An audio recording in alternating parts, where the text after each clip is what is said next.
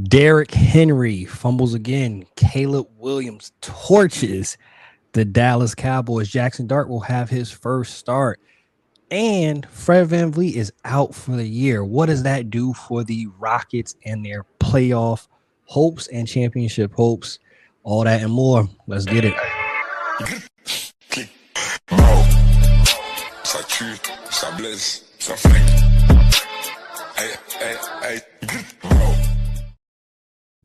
I'm your host, Antonio Burnett II, a.k.a. Tone, joined by my co-host, Miles. Greg, how y'all fellas doing?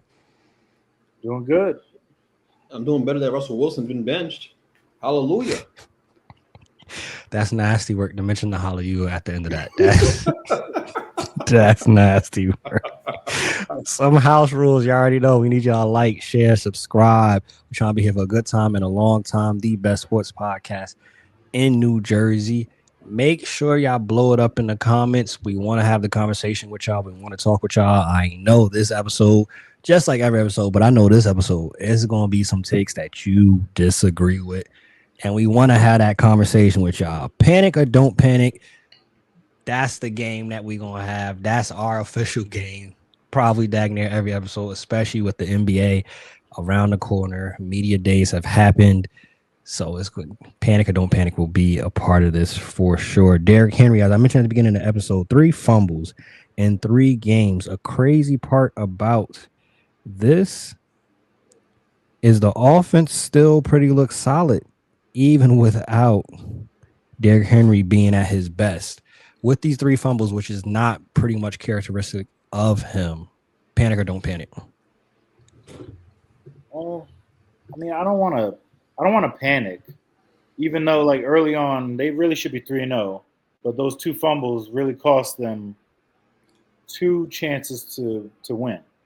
You know, but Derrick Henry, he doesn't really do this. I think he's going to be a little more focused. I don't know if it's he didn't touch the ball that much in this last game, and you just lose focus. You're trying to make a play. It happens, but this is one of the best players in the league. He'll figure it out. On the flip side, the defense has looked abysmal. The Ravens have given up the most yards. Only one team has given up more points. Before this season, no QB has ever lost multiple games in a season while putting up a passer rating of at least 140. It's happened twice to Lamar this season. Panic or don't panic regarding this Ravens defense? Yeah, I mean they don't get home and pressure the quarterback. They don't stop the run particularly well. They don't do anything great. All right, they got guys that we've considered big names in the past, like Marlon Humphrey and all these guys. Owe, the pass rusher from Penn State, I think it is. They got all these guys, and it feels like they're just getting extra calories out there. There's extra calories. They're not doing anything special. They're not making big plays. They're not making splash plays defensively. They're certainly a competent unit, but that's not enough when you're trying to win a Super Bowl. So Lamar is not supported in some way, in some form or fashion. He's not supported yet again. And I think about the Ravens, and I think about how well they draft and what they've done to build a sustained winner, and it should be celebrated. But they definitely try to cheat this thing in terms of supporting their star quarterback with players that can really make impact plays around him. And I know we always talk about the wide receiver position because that's big. Obviously, Zay Flowers was a big investment in the position, but that's the only big investment they made, right? Rashad Bateman, I think he might have been a first rounder too. I'm not totally sure. It might have been a second rounder, but obviously we know how that's turned out. He's been okay. He's been middling at best. That's a position you got to keep pouring into when you have a quarterback of this caliber. But when you talk about the defense, again, it's the same concept. It's not that much different. Of course, they invest in the defensive side of the football, but it's just not great. Kyle Hamilton's their best defensive player by a mile, and then you kind of look around, and Marlon Humphrey was a premier cornerback in the league, but guys they're going at him now. They're going at him now. They're not scared of him anymore. They're not. So I just don't. And also, they're not that tough on the defensive line. I mean, the Detroit walked in and beat the heck out of them. And took a sledgehammer to him and literally just ran the ball over and over and over again and moved guys against their will. So, if Detroit could do that to you, the Packers are probably going to do that to you too. right? The Eagles are going to do that to you too, right? There are teams that are going to just bludgeon you because you're not physical enough. So, yes, it's time to panic for sure.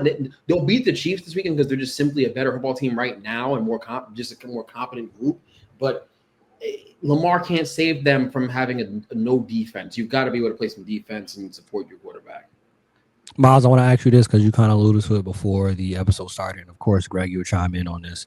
Who's playing quarterback at a higher level right now, Lamar or Josh Allen? I'd say Lamar. He's mastered it at this point. Like, he's sort of on that same level of peak Rodgers where he's making all the right throws on the move. He's making all the right plays. Even on the last game, they kind of figured out we got to keep a spy here.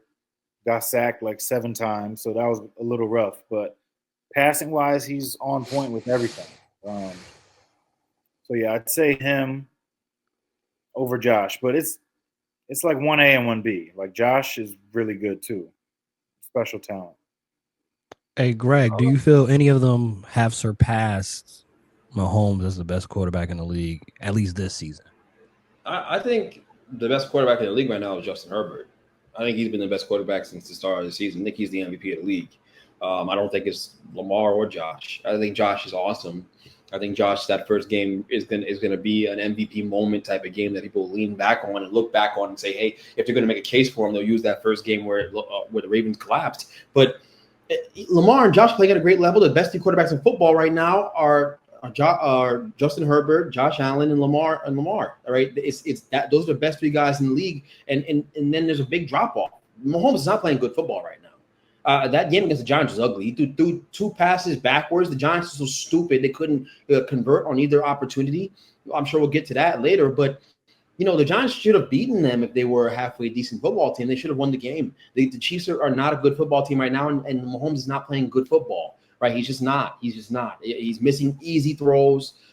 He's overthrowing dudes. He's been doing that dating back even to last week against the Eagles. He had an overthrow. So I've seen him be too great to not be able to call out when I see him not playing at a high level. So yeah, I think Herbert has by far been playing the best football. The throw he made to tie the game last week against the Broncos was one of the best throws I've seen a quarterback make in a long time. That was incredible to make those 2 ends miss and then have someone Drake all over you and still make that throw on target to Keenan Allen.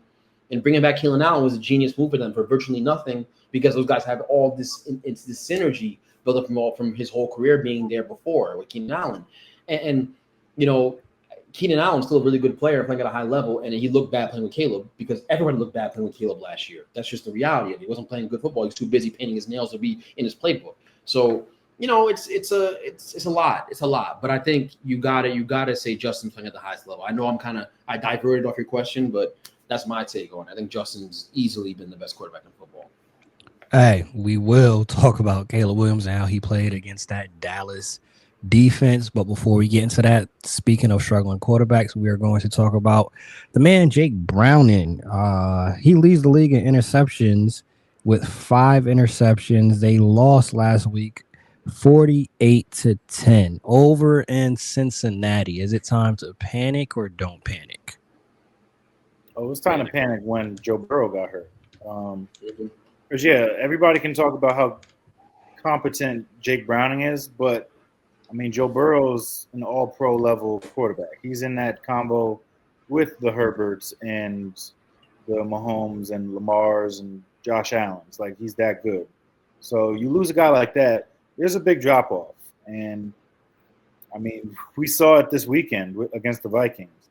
If he plays like that, their season is over. Like, they're going to lose games that they probably would have won with Joe Burrow out there.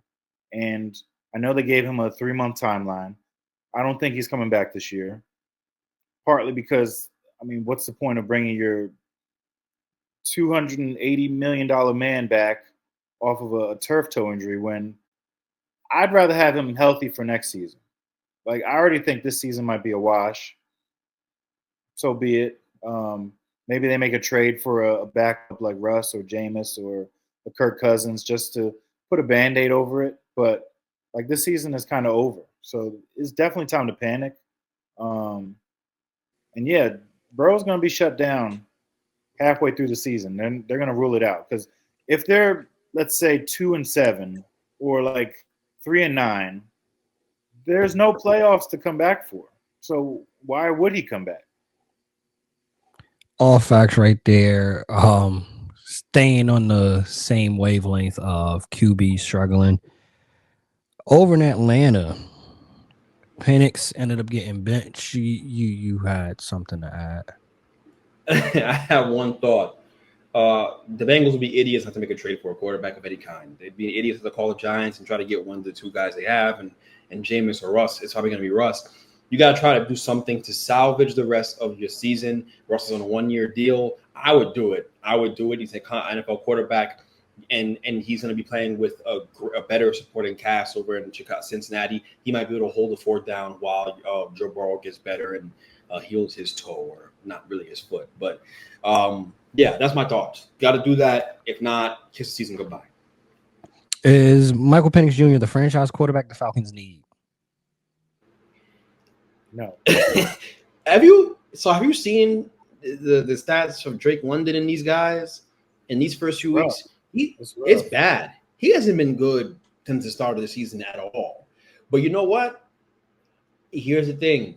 You got to be patient and you got to ride it out for the Falcons. Don't bench him for Kirk Cousins. Don't do the emotional thing. Don't put these guys on a roller coaster. And I'm saying this because I bet you they're going to bench him for Kirk Cousins. If this continues for 2 or 3 more games, he's going to get benched. And it's a mistake because you invested the 10th overall pick in this kid. Is that what it was? Or he was picked top 10? To do that, to invest that in him and then go to him last year, unceremoniously dumping Kirk Cousins after Kirk Cousins had some bad games because he was injured or whatever it was, whatever the situation was, to go to him now and tell your fan base, well, we don't trust our evaluation enough to stick with this through the rough times and this rough patch. It sets a really bad tone for the organization moving forward. It creates a distrust with you and the fan base, and that's how guys get fired. And with Raheem Morris being there right now, you know it's much easier for us to get fired. It is looking for a reason. You'll get the actual quick of this pick because it will happen under your watch, and for you guys to basically cut this project short, it's not a good idea. You got to stick with it. You got to keep building with him week to week. Keep helping him improve. This is it. This is your guy. You got to go down with the ship. Teams quickly pivot sometimes. I'm not saying it's not possible, but that is my take on it. Just thinking about this from the outside looking in. I do think that they should let him play the rest of the season out just to see what you got. And if they lose on the way through seeing if he's the guy, then so be it. Then they'll get a good draft pick and they can see what the crop of quarterbacks looks like next year. Because you don't want to compound a bad pick by wasting a couple years on that bad pick. If he's not the guy, then you saw what the Cardinals did. Josh Rosen, he's in sales now. That was after a year with the Cardinals. So if he's not the guy, you move on, and so be it. It's a bad pick, but I'm not trying to get fired over a guy because he sucks. Like Raheem Morris, I don't think he's a bad coach, but when you don't have the guy, this is what it looks like. I mean, the Panthers are going to be playing from behind most of this year, and they were up by 20 halfway through the second quarter. So that's all you need to know about that quarterback out there in Atlanta. Yeah. We mentioned it earlier, talking about Caleb Williams. How confident are you in Caleb Williams that he could use the Cowboys game as a confidence builder, as a springboard to ball out the rest of the season?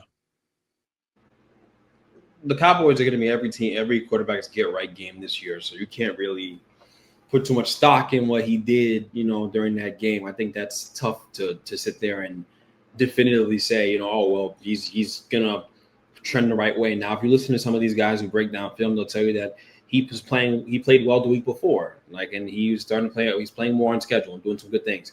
There are some things to be encouraged about with him, obviously, but for a lot of the same reasons that the Falcons shouldn't just dump Penix. The Bears shouldn't consider doing that either. You're going to go down with this guy. This is it. This is your guy. Poles has had 9 lives, and this is it. This is your last one. So you're going to go down. You're going to go down with your guy. That's the idea here. So I do think he's playing better football for whatever it's worth. You obviously want to see him play against the best of the best, right? I haven't seen that offense look that functional against a team that actually could defend and was competent at any level. So that's the real thing. I think once he does that against a real defense, then we can actually have a real conversation. But that Cowboys defense is really bad. Jerry Jones is an awful owner. Cowboys fans have every right to be furious at him. He's an idiot. And guys, we're literally like a weekend away, I think it is, from Micah Parsons going back to Dallas, on the Sunday night, and I just know it's gonna be madness. He's gonna be putting Dak in the dirt. We might as well be digging that dude's grave right now, honestly. So we just mentioned a couple quarterbacks that we said, you gotta ride with your guy over in Denver.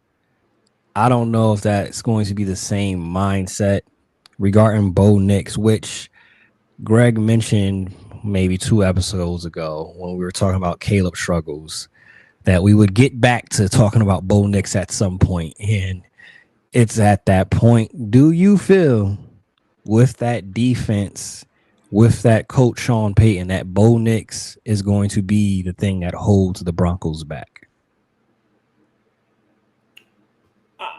I've been saying this, he got drafted, right? I think the stats.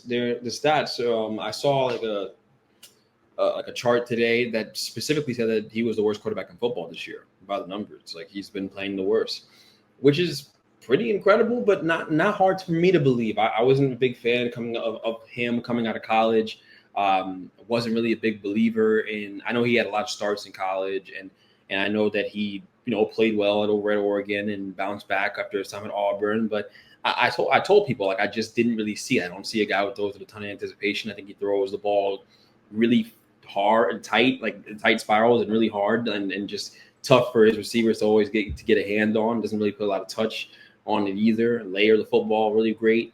But he had a great rookie year. He had some nice deep balls down the field. Sean Payton can coach the position, and Sean Payton's gonna be patient with him, and he should be. And he had a good rookie year, so that earns him a little bit of like equity with the fan base and with his coaches. So that's fine. But I've never really been a big fan. I've told people that. I just think smaller guy too, not really a great pocket manipulator either. Like, in terms of just kind of resetting the pocket and changing arm angles, making throws under duress. I don't really see a lot of that from him. I'm sure the Broncos fans love him. Bo Leave, they love him. So I'm sure Broncos fans have a lot to say about those comments, but it's in the play. The proof's in the pudding. I was happy the Giants passed on him. I didn't want him here. I was never a believer. And last year I had to eat my words for a little bit, but I still kind of thought, hey, let's see the second year. Let's kind of, let's see. Like, this is a long-term proposition. It's not 1 year, right? It's not a 1 year thing. So you got to see it long-term. People use C.J. Stroud as an example of what I'm saying, right?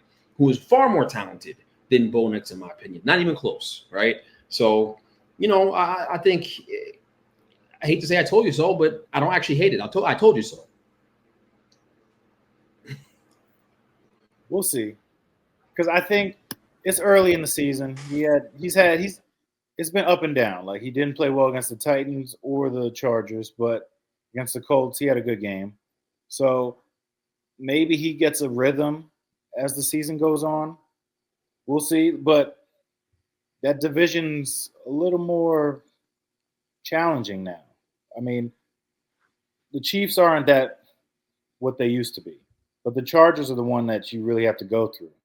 And I mean, he didn't play well against the Chargers, so that's what you're going to have to do. You're going to have to beat your in division rivals, and we'll see. Bo Nix, second year slump. We have a lot of guys with a little bit of a second year slump going. Facts. Sophomore slump is a real thing that we obviously see, and some may say even a third year slump. But when we talk quarterbacks, as y'all know, we have to look at the totality of the picture concerning, as you already mentioned, CJ Stroud. It's not all on CJ Stroud why the Texans are in the position that they're in. It's that same conversation we have with Lamar. Have they done the best job possible of creating the best infrastructure and supporting cast around your star quarterback, CJ Stroud? No, they have not. It's just the God honest truth. We talked about it earlier. that, there should be a couple teams, Cincinnati and others, that should be calling for Russell Wilson. And the reason why Russell Wilson is now available is he got benched, and Jaxson Dart will make his first start this week against the San Diego Chargers. What's your expectations for Jaxson Dart's first game? And once Greg takes it, if Greg starts off, how are you feeling about the Giants being in some of these games possibly to win, but they just can't pull it out? Look, I think, looking back to, Russell Wilson and his time and his tenure here so far, outside of that big game against the Cowboys, and we said the Cowboys are going to be everybody's get right game. The thing about Russell Wilson that Steelers fans were saying before the Giants, or before the season started, to Giants fans online was basically, hey, you guys are going to hate him by week 3 or 4 because you're going to realize that basically if he's not hitting the deep ball, he's doing checkdowns the entire time. That's all he does. And he does not hit the middle of the field. He does not see the middle of the field progressions. He can't read it. He can't get to it because he's too short, or the pass gets batted down, which we saw on Sunday. So, his play at this point, it wasn't even good enough to be a reliable stopgap. If we look back at the Russell Wilson signing for the Giants, obviously it was a failure. The Giants should have just went with Jameis Winston and Dart as the two guys, started Jameis Winston this season. Jameis Winston can capture magic at times, even though he can play like an idiot at times and make bad decisions and throw interception because he thinks he can throw a ball through a keyhole. But he has incredible arm strength. He has good anticipatory skills. He could be a very good quarterback in the NFL if he just used discernment a little bit better on the football field. So it's unfortunate that you're going to piss away that money. It's going to be hard to trade him. But I guess this should have always been this was always inevitable. And the truth is that if the Giants had an open competition during training camp, Jaxson Dart would have won the position outright anyways. He outplayed him during training camp. He outplayed him during the preseason games. It was a no-brainer, right? Jaxson Dart probably should have started the year anyways, right? And if we had to go down between him or Jaxson as a competition. So just looking at the entirety of it all, man, now that we've gotten to a time where we're going to start Jaxson Dart here and move forward to the Jaxson Dart era, Giants fans got to understand, like, Brian Daboll and Joel Shane are on their last leg here. In reality, the team is not playing well. The signings that Joel Shane has made, outside of Brian Burns, right? No one's really playing well. Okereke had a great first year, literally got the ball taken from him by Mahomes, and they had an opportunity to walk in touchdown off of a fumble or the backwards pass. Like, there are a lot of examples. I don't want to get into semantics. This is not a Giants podcast. But what I will say is that if Jaxson Dart play well, he'll save these guys' job. And it's not a win mandate. It's just, can the offense come to life? Can you have neighbors looking after games like he doesn't want to kill his quarterback, or better yet, go jump off a bridge himself, right? Will he look like he's happy to be a part of this franchise? Like, and will this guy revitalize the franchise with this play? I certainly think there's an opportunity to do so. I think he'll read the middle of the field much better than Russell Wilson did. I think he throws a good deep ball. I think he's a very crafty football player in the pocket too. Very, very strong in the pocket. Russell Wilson would get very skittish under pressure or the first sign of pressure. If you push the lineman even near him, he's starting to backpedal and retreat and then throw the ball away. His first instinct is to duck and hide or throw it away. Dart's is arrogant. He's going to try to make the throw in spite of that. Will that lead to some mistakes? Sure. But that's part of the superpower. You can't take it away from him. He made a lot of great throws under insane amounts of duress at Ole Miss. There was no quarterback in the draft class who was better than him at throwing the ball when staring down the barrel. Nobody was better in college football than him at that. He has an incredible highlight reel of him doing that at Ole Miss. So I'm excited. I think Giants fans should be very excited. I think Giants fans deserve for this kid to be really, really good, to be a franchise quarterback. Enough with the nonsense, enough with the bad luck, enough with the bad omen in MetLife. It's time that they finally get their franchise quarterback. I think this kid could be it. I really believe that firmly. Would I like for him to get a better team to start against and draw a better matchup? Of course. But you know what? That kid played SEC football for 3 years and played at a high level. And he also played at USC before that and started. He started all 4 years of college. And he was played for some really good offensive minds, great offensive minds at the collegiate level, and shows that he can go through his progressions. I'm not worried. I think he's going to play a good football. And I hope he shows Daboll to be right, because if not, well, I think it's going to be a clean house situation.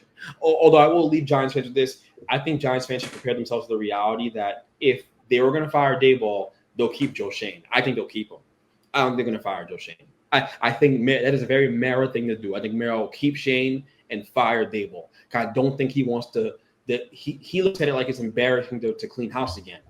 That's how he does it. And he doesn't want to give up on Dart after seeing Daniel Jones go out there and have success. That's another thing. Like, he's watching Daniel Jones have success somewhere else. He loves that kid. He loved Daniel Jones. He was here for 6 years and paid him $40 million a year for no reason. He only had one good year, right? For no reason, just gifted it to him. He loved that guy. So there's a lot of things working against Daboll right now. I really hope for his sake. I don't want him to get fired, to be honest with you. I'm not like every other Giants fan. I don't. I think they have to make some major adjustments to the coaching staff, but I don't think he should get fired. Bowen should get fired, though. The defensive coordinator, get him out of here. I think there was a lot of pressure on Daboll to make this switch now. Like, if you watch the game on Sunday night, the fans, every time Russ did anything, he was getting booed. Dart comes on the field, you hear cheers. And then once they switch off, boos come back again. So it's not like they could wait any longer. And, yeah, Dart could have probably started from the jump. But coming into the season, that was their whole point. They're not going to rush this kid and play him. They're going to let him develop. And, we're going to start Russ or we're going to start Jameis. But for as many – he won Coach of the Year, right? What was that, 3 years ago? It feels like a decade ago. But he won Coach of the Year. You would think that would grant him some grace that he can coach. But I think the fan base is going to start putting pressure on Mara to kind of make a change at some point. Because, yeah, their next 5 games, except for the Saints game, is brutal. So this season, I don't want to say it's over, but, I don't see them beating the Chargers on Sunday the Eagles, yeah, anything could happen in those 2 games. And then the Broncos, those are some tough defenses to go against with your first 5 starts as Dart. But, this might save him for the season. If you develop Dart, he plays well in these games. Maybe that's something you can bring back to management and say, yeah, I finally got my guy. But, no, I think the writing's on the wall. They're pulling straws right now to try to, gain some more time with the Giants. And I think this is it. Daboll's done after the season. I honestly think Shane is going to be done after the season. And they're going to have to try to figure it out. If Dart looks good, whatever. We'll figure it out with a new coach that likes him, new GM, develop our team. But it's a lot of dysfunction going on over there. I've seen a lot of Mara in his career and how he operates. I'm telling you, I don't think he's going to clean the whole thing. I don't think he's going to clear the entire house out. He should, and I hope you're right. But also, I hope you're wrong. I hope that this kid plays so well that he saves both their jobs. You got to – look, I'll say this about Jaxson Dart, too, is important. Him playing in the SEC and playing as well as he did in the SEC should not be ignored by fans. Jaden Daniels played in the SEC for, 1 year? I don't think I did deep. Was it 2 years or 1 year? It may have been 2. I don't know how long. Was it 2? After coming from Arizona State. Played really well and was able to carry that success over to the NFL because he was playing against NFL-level talent almost every weekend. That means something. And be well coached. And the way that Jaxson Dart operates the quick game is very similar to Jaden Daniels. They're not the same athlete. But the way they go to the progressions, as fast they get the ball out, I see a lot of comparisons and similarities between those 2 guys. I really, really do. I'm probably ahead of this, but I really believe that you're going to see that guy play at a high level and process things really quickly, early. Or you're going to see it early on, and the savviness he plays with. Can't teach it. He really knows how to play the game, the quarterback position at a high level. I think Giants fans have a lot to be excited about. They're in a depressed state right now. Trust me, I get it. I am too. Out the bottom of the bottle, Jim Beam on Sunday, but we'll be at a better place. I think in a couple of weeks' time when you look back and you see you see how this thing went when we turn the page to Jaxson Dart. So Just remember the Jaden Daniel comparison. That's all I'm saying. Just remember that. I really think they played a position kind of similarly from a drop back pass standpoint, not running. I know people are idiots, and they're gonna make it seem like I'm talking about the whole thing. Like, it's not that. Damn. I said it in our chat. I think we can see Dart have a successful game because the Chargers have a propensity to give up big plays, and you have big playmakers and Malik Neighbors. Pretty much, even with the up and down player Russell, Wan'Dale Robinson has pretty much been consistent and solid for that team. So we might see some good play, some big plays this Sunday from Dart, because the Chargers don't have a top tier scary defense. So they've given up a lot of big plays this year, and I think they're top 5 in yards given up. So we can see Dart get off to a good start. Got the Saints, those 2 Eagles games. We'll see, but like Greg said, he's played against the Eagles, especially. He played against the Eagles through college already, because that defense is SEC heavy. Looking at, we got 6 total teams that are 3-0. We're going to start off in the AFC. Bills, Colts, Chargers. Which of these teams is the most surprising? Colts. Yeah. I mean, they were always a quarterback away, but it's surprising because nobody saw Daniel Jones doing this. Yeah. At all. And they beat. They beat just now. They beat the Broncos, who that was everybody's darling to be a semi-threat in the AFC, like best defense coming in on paper. But he's looked good. I mean, yeah, he's still missing throws. He's still missing some throws that he was missing with the Giants, but I feel like they've coached him well enough to kind of take the easy stuff, or just coaching him not to make the mistakes. Like, he's not making mistakes. He's playing well, and who knows? This could flip. It could flip easily. Like, it's only September. It could. Yes, it could. But, he's got a great run game. Got a good offensive line. He's got weapons. He got Michael Pittman playing well. They drafted Tyler Warren, so it's not like he was coming into a crapshoot. He's coming into a decent offense that was just missing a decent quarterback to play. Like Anthony Richardson, that was always the issue. He can't play quarterback. I mean, maybe he makes a switch at some point. I don't want to get ahead of myself, but maybe he could switch positions. He could play tight end because he's an athlete. This guy windmilling all the time. So, but Daniel Jones has looked really good. I don't even know if he'd be like comeback player of the year early on, but I mean, you have your team 3-0 at this point.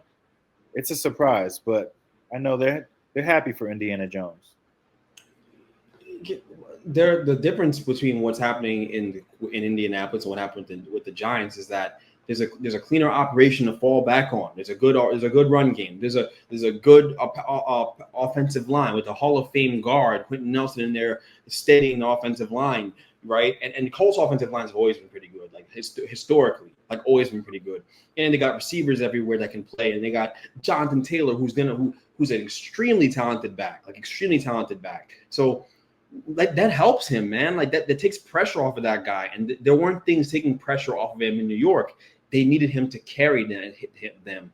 The Giants needed Daniel Jones to carry that football team every week offensively and live up to his draft status as the number 6 pick in the first round of an NFL draft. And he couldn't do it here. So my opinion on him doesn't change. He was awful here. He's having success there. I'm not surprised he's having success there. You know what the issue is with Daniel Jones? Daniel Jones flashed brilliance and excellence at times, and that gets you fired because you're flashing it. You're flashing it more than a prostitute. You're flashing over and over and over again your ability to play the position at a high level, and people are buying in and they're paying you, and coaches are getting fired because you can't sustain a high level of play and live up to your draft status. So when you go somewhere else where there's less pressure on you, and Giants fans always said this, if you get a better team around him, he'd be pretty good. But he didn't.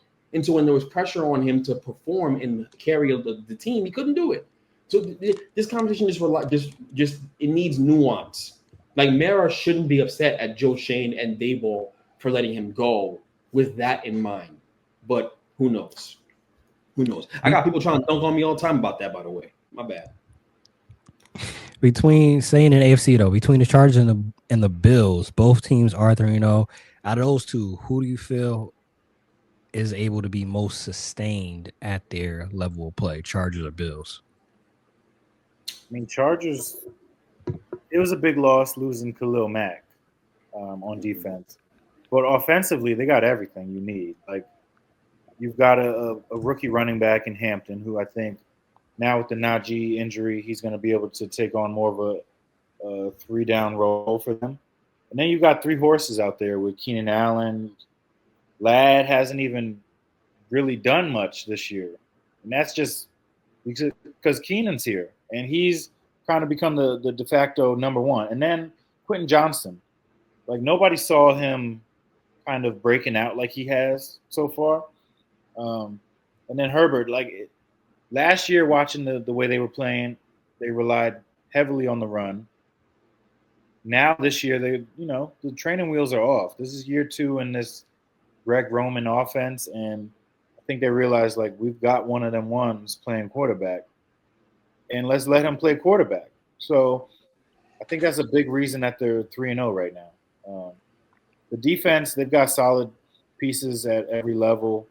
I mean, minus the Khalil Mack injury, that's going to be a big one. But Derwin James, they've got corners, linebackers. So I think this team, they're legit. And Harbaugh, everywhere he goes, he's a great coach. He figures out how to flip an organization, a university just like that. Like Michigan was in the dumps, back on top.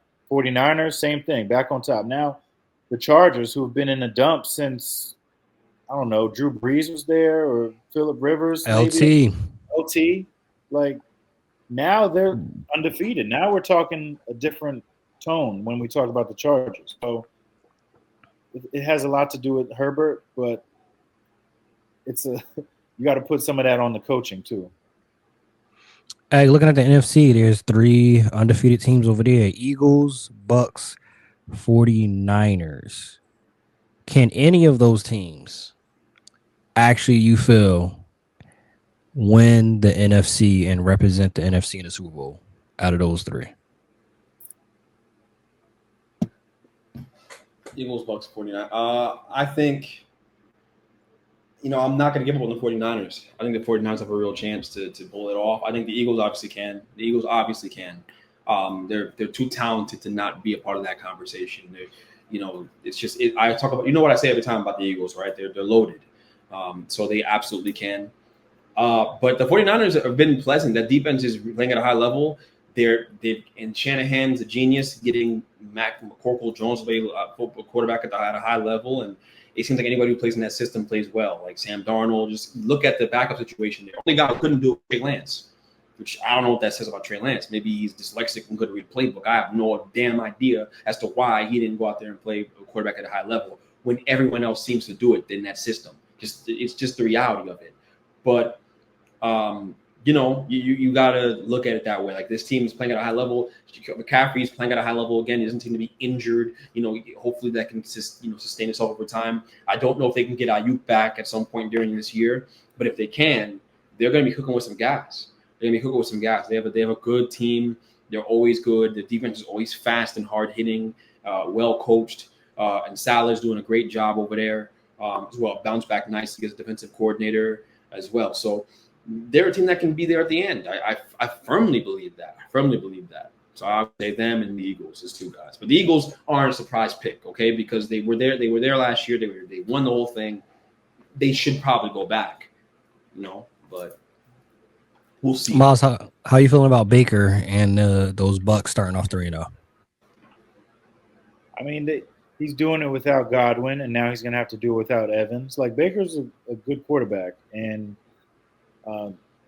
they've had to come back in all 3 games. So he showed that, like, we're never out of a game. We're going to figure out how to win these games.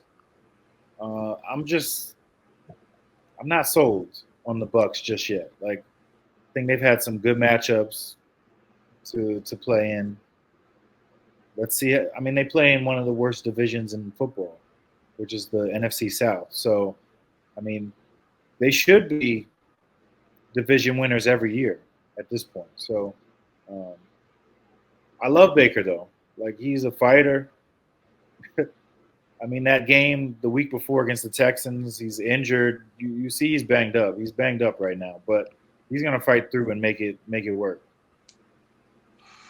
I love how Baker's been playing. Like you said, that game against the Texans, it seemed like he'd healed himself to go talk trash, go down, feeling injured. He all up in the ball, and then CJ Gardner-Johnson, who no longer is a Texan, talking smack, and Baker suddenly has a boost of energy to talk smack. So definitely love what I'm seeing from Baker and that team. With Evans out now and Godwin, I'm very interested to see how much more he can do with some of these weapons not being there. But that's why you draft Mecca, he's been balling as well. So that could be, which we talked about at the beginning of the year, that could be an offensive rookie of the year, sneaky dark horse pick. And now with both of those top 2 wide receivers out, which I think also is interesting, might put Mike Evans' 1,000-yard record into question. I don't know if he gets that this year. But looking at these week 4 games, which ones are you looking forward to most? Which teams should be on upset alert for week 4?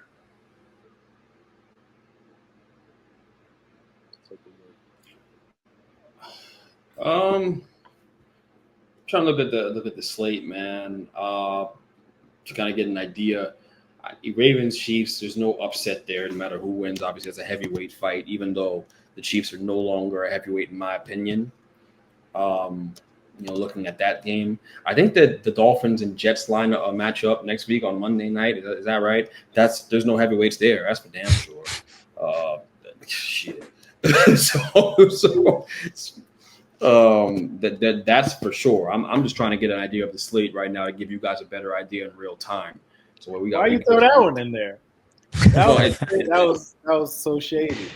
But it's the truth. I mean, the Giants. The Giants are a joke, right? Like I'm not gonna pick them to upset anybody. I'm not doing that. The Giants are a joke. They're a clown show. I think we could legitimately see an upset.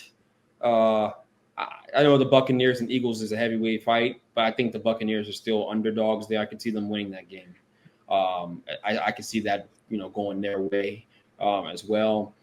Who else we got here that I'm trying to see, man? What games next week excite y'all the most though for week 4? Well, can I just say I think the Browns could beat the Lions. I do think that. I think that Browns defense is really good. I think that really good. Outside of the Ravens game, which Lamar is playing at a crazy level. Look, I'm excited about the Jaxson Dart debut. It's selfish. I think a lot of people are going to be tuning into that game for that reason. It just injects new life into the situation. So I'm excited about that objectively, truly, as well. I mean, looking at the slate of games again, I think, this is Green Bay and the Packers and Green Bay and the Cowboys play this weekend. Did y'all see that? Yeah, that's like the one I have circled because I want to see the reception that Micah gets when he comes back to Texas. They're going to show Jerry, like, I'm going to say over under 30 times on Sunday. They're going to talk about it so much. And he's going to make nauseum. Ad nauseum, yeah. So I want to see how many sacks he gets. Over under, what are we thinking? 2, 3? Because that Packers defense, they're going to destroy the Cowboys. And then they don't have CD. Pickens, he might punch a fan on Sunday. That's how bad it could get. Because that guy, he can't control himself. But some of the games, I think that Raiders-Bears game, I'm looking at it. And for some reason, I'm like, the Bears could lose. They're riding high right now, coming off of that Cowboys game. Flea flickers everywhere. Caleb looks good. They could have a down game against the Raiders. I mean, Geno, they lost last week, but Geno found a little bit of a rhythm as the game wore on. And maybe he carried into Chicago, where this defense is nothing to be afraid of. I think the Cowboys they don't have a line. there's nothing really there. So they struggled. But I think, let's see. And then who knows? Genty, this could be a Genty game where we see him finally break out. So that might be my most interesting upset. Even though, I mean, they're both 1-2, so it's not an upset. But, I mean, the Raiders have always sucked. So. Yeah, we'll have to see, especially between those two quarterbacks, who continues and stacks back-to-back weeks of some decent play. So definitely something to watch with that. Gino, Caleb, who has the better game. Transition to the NBA, like we said, Media Day started yesterday. Yeah, yesterday. So NBA is literally around the corner. We are 28 days away. We will have an NBA preview episode for you and go into detail and award prediction and all that good stuff. But we did get some NBA news today. Fred VanVleet is out for the season with a torn ACL. Are the Rockets still the favorites in the West to win it all? They weren't the favorites before. I should say a favorite. I know they was in the conversation. I think they could still be one of the favorites in the West. I do, because I'm intrigued to see. I mean, you drafted Reed as high as you did. I want to see how he plays. They also still have Amen, who can. I mean, it's gonna be point guard by committee. It's gonna be point guard by committee. Amen can play point guard. Is that what you're gonna do? I mean, what do you? You lost Fred, who you just signed an extension to. Like, that was something you don't prepare for right before the season. So, I mean, you drafted Reed to be a point guard, which I think he can do it. I I believe in Reed. Call me biased, whatever. But I do think. I forgot about your Kentucky ties. I forgot your alumni. I'm like, why are you talking about Reed? You know, what Reed? Reed hasn't played an NBA minute yet. Not really. He did. He's a virgin. Yeah, he didn't have to last year because they were so stacked. Now, I mean, let's see. Dude. I'm predicting that he's going to have a good season. This is everywhere KD goes, injuries follow, misfortune follows. There's a black cloud hanging over that guy. I'm sorry. Just reality of it. What are the odds that his point guard gets hurt again? He just have a situation where they didn't have a point guard over in Phoenix. He goes to Houston, where they have a proven vet at the point guard position who played solid in that last series against the Warriors, and he goes down before the season even starts. You don't even get a chance to play with him, not log a single minute with that guy. I'm just going to say it now, man. I didn't believe that they could win a championship before any of this anyways, but I certainly don't believe it now. They have no chance unless they make a trade, and a significant one at that. And I don't know what they can trade. I'm sure they have draft picks or something. I don't know. I think they might still have Phoenix's picks or something that they got back. I'm not sure. But this is a tough situation, man. Like they're in a hole. They're in a real hole because you're not going to trade the VanVleet contract now, where you just extended him and he's hurt. He's not going anywhere. You got that block on your salary, and you're not trading Amen Thompson or Sengun. Those are your future guys. Those are guys you want to build around. So what do you even do? I think they have Aaron Holiday on the roster. Aaron Holiday's on the roster. No, he's still there. Aaron Holiday's still there. He's still there. I'm just shaking my head because I would take Reed over him right now. But hey, you ain't seen Reed play a minute in the NBA. We don't know what he is, and I like Reed, but we don't know what he is. He's an unproven commodity. He's a question mark. He's going to be a question mark until the season starts. Just watch. Just wait for it. Well, he's going to have to play now, but he's not going to start. He's going to go behind Aaron. You know what, Udoka? He's going to make the guy play defense and slide his feet. And if you don't think he can play defense, he's not going to play. And since he didn't play as a rookie, that means he don't meet Udoka's standard of defense. That's the reality. That's the only reason why he wouldn't play you. For the most part, if you can defend, he loves you. That's what he loves, that Tasmanian crash devil and Amen. He loves him because he plays great defense. But he still can't shoot worth a damn. It's about his defense, right? So, look, man, like I just don't see it. I think they're in trouble already. You know how I feel about Kevin Durant already. It's been well documented. I think he'll play well. He's a Hall of Famer. There's a baseline. He's going to go score 26 points a game on high efficiency, and everyone's going to tell me he's great. And I'm going to tell you he's not the same player he once was. He's on a decline because his decision-making is poor, and he does not read defenses particularly well when double-teamed against great defenses. They cannot beat Denver. Denver is a real monster in the Western Conference this year. No chance. And I'll also say this, as I'm dying here for whatever reason. I'll also say this, like, there's less excitement about the NBA season than I can remember in recent history because the free agent market wasn't there. No one made any big acquisitions, and teams have not gotten better since this last year ended because it was such a tough cap situation with this stupid apron nonsense. So there's very limited excitement about the situation. And I'll say this too. I mean, I saw someone texted me about Russell Westbrook joining the Rockets too. Go ahead and do that. Go do it. You tell me you think you have a better chance to win a championship because you added him to your roster. He should retire. It's over. Go spend time with your children. Go write children's books. Go make clothes. Go create charitable foundations. Go do other things. It's over. It's done. It's over. We don't need to keep on and I mean this sincerely. That guy's had an amazing career. He does not need to further taint his legacy with these horrible years at the end in the twilight. Stop doing that, man. Just go off. It's done. It's over. It's finito. It's over, man. Like the Kings wanted I think that was a whole lot of posturing. It's done. Like it's okay, and it's okay that it's done. You're a Hall of Famer. You're just a kid from Inglewood, by the way. Look at that. I'll just add to this. The reason why Russ is in a situation, same could be said about Melo at the end of his career.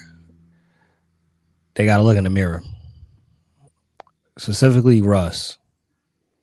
10 plus years, and I know people didn't like that Pat Bev said it, but Pat Bev had some truth in what he was saying in regards of some of these superstars, some of these all-stars do not take the game serious. We've talked about it on this episode. I'm confused when I see these players that play 10 plus years and they come into the league, can't shoot, and they leave the league and can't shoot.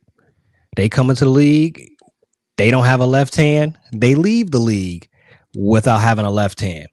They come into the league, already they could shoot the lights out, but they don't add a post game. They don't add a mid range. They don't add to their game. Kobe said it. A lot of players that's in the NBA don't actually love the game. They love what the game brings, and it's obvious. And honestly, if we keep it a stack, Russ,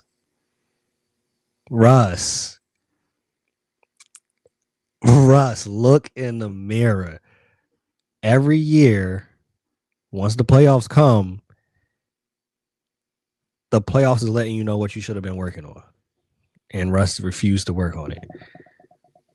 We saw the highlights of him working out in the summertime, shooting jumpers, but for whatever reason, don't translate to the game. And then the decision making, costly turnover after costly turnover. That's a lot of you.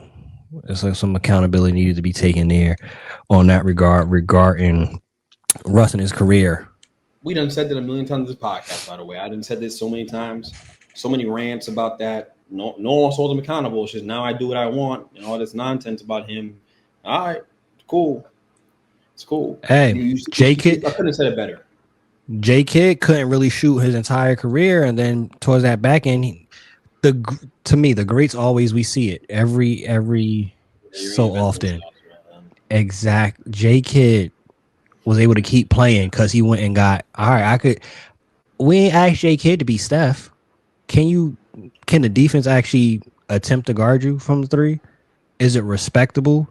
We're looking at Russ year 15, 16, whatever year it is. MVPs, philanthropy, all that stuff is great, but we're still seeing in the playoffs at this point in his career, teams literally are at the free throw line. you're not helping the team out. And it's the stubbornness and the delusion of I won't adjust to actually play longer and to help the team out. That's letting me know. You don't have to say in an interview. That's letting me know you're arrogant and like, I'm Russell Westbrook. I'm gonna always have a spot. They going, you know what I bring to the team? There's other parts of the other part of it too to me is that some guys don't even know how to work on things either. They don't know how to work. They may work hard, they may go to the gym and put in a ton of time, but they don't know how to work efficiently and build on skills they need. That's a real thing. Some guys spend hours in the gym just plateauing because they don't know how to go about getting better at a specific thing.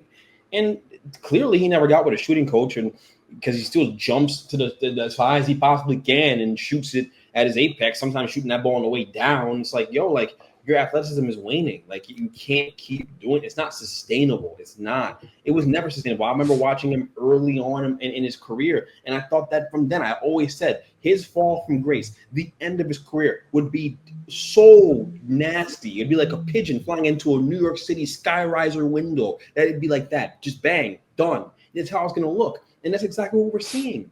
That's exactly what we're seeing. It's sad. It's sad because he's a heck of a player. He really is. But I don't speak about him negatively because I want to. I speak about him negatively because he is so tone deaf to me that you are, like Tone's saying, that you are just plateauing and not getting better year to year. At this point, the one thing you want to get better at is shooting the ball. That's how you stay in the NBA. John Wall, why he ain't stay in the NBA? It's the same thing. It's the same thing with John Wall. It's no different, guys. John Wall had a bad string of luck, getting hurt, falling down the stairs or whatever. That's horrible. But if he had learned how to shoot a basketball, if he had learned how to shoot a basketball, then he'd still probably be playing. He wouldn't be working for Amazon Prime right now. You know what I'm saying? He'd have a role somewhere. That's what he really wants to be doing. It's the truth. It's the truth. Sometimes you just gotta be honest about these things, guys. The thing that makes those guys special is athletic ability. John Wall, lightning speed. Russell Westbrook, tier 1 athlete at the point guard position. Can you shoot it? Derrick Rose, what did he do to get better to extend his career? He started shooting the 3-ball a little better, guys. That was it. It wasn't a coincidence. The 50-point game he had with the Timberwolves, he was knocking down threes, knocking down a little mid-range jump shot down at a nice clip. That kept his career alive. It got him more game checks. That's what it is. It's not that hard, guys. Westbrook, you can't say nothing bad about Westbrook. His Westbrook hive is crazy, guys. It really is. But he's tone deaf. He's tone deaf. Go hang out with Blast. It's over. Go hang out with Blast. It's cool. It's done. That's the thing. You said negatively. It's just speaking facts on the game. I don't even think it's negative talk. This is where we are at, though, in sports. It's negative. It's hating. But I'm not talking about, we're not talking about him as an individual. We're not talking about his family. We ain't talking about his wife, nothing like that. We talking about the game, strictly basketball. And to your point with D Rose, before we close off this episode, D Rose was able to knock down the 3 in multiple areas. Russ, I'll give him this, has improved in the corner 3, but you're a point guard. You're not going to be in the corners most of the game. You want to still play point guard and you still want to actually facilitate and lead an offense, but you worked on corner 3s. You have the ball in your hands. You worked on corner 3s. You could knock down corner 3s at a respectable clip, but every other 3 is it don't make sense.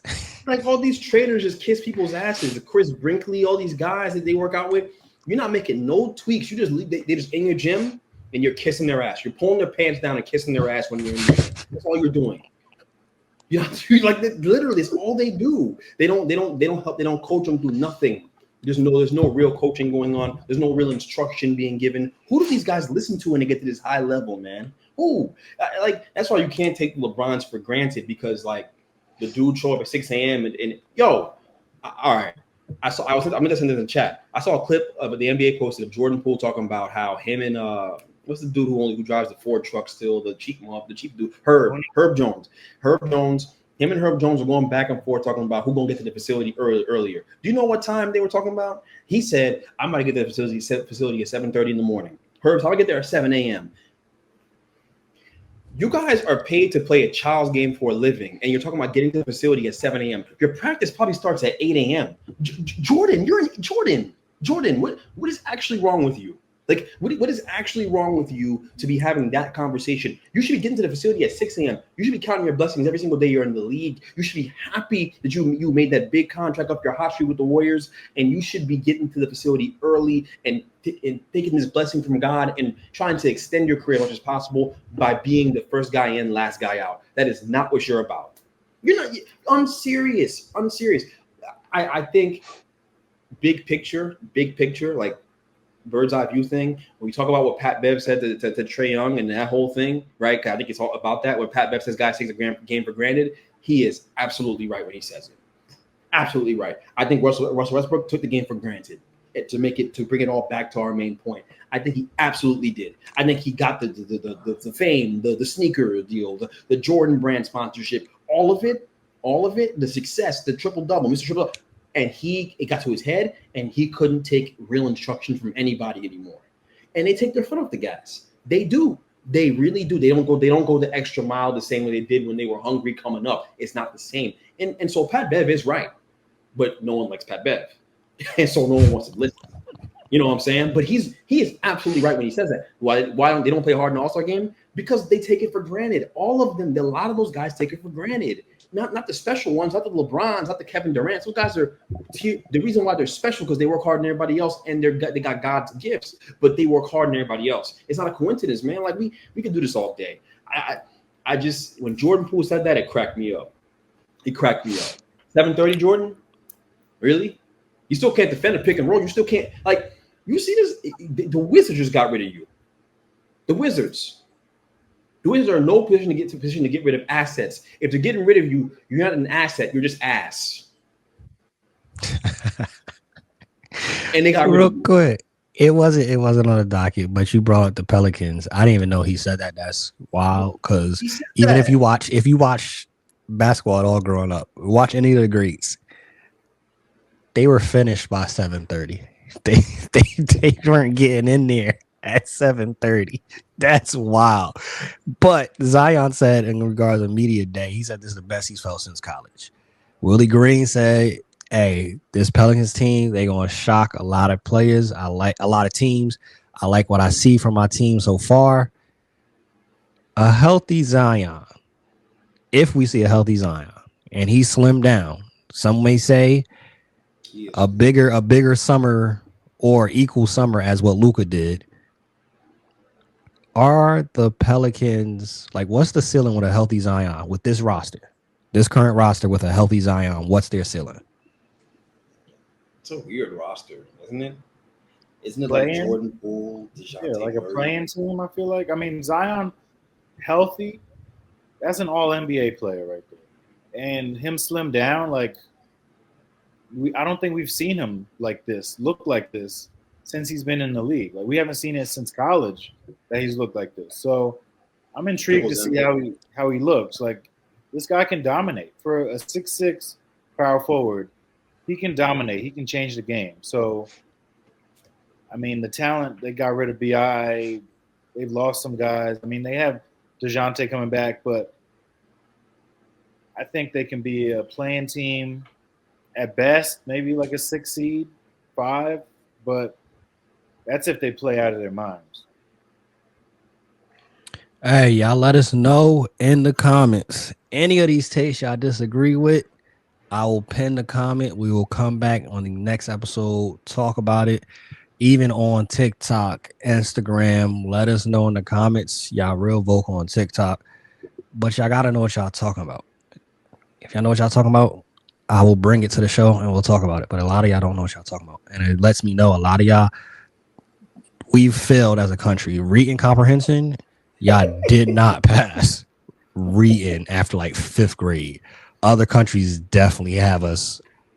We are at the bottom. We are the wizards when it comes to education against other countries as a country. Just keeping it a stack. Y'all know the vibes here, though. If you stay ready, you ain't got to get ready. Bench Mob, we out. Peace. Peace. Oh,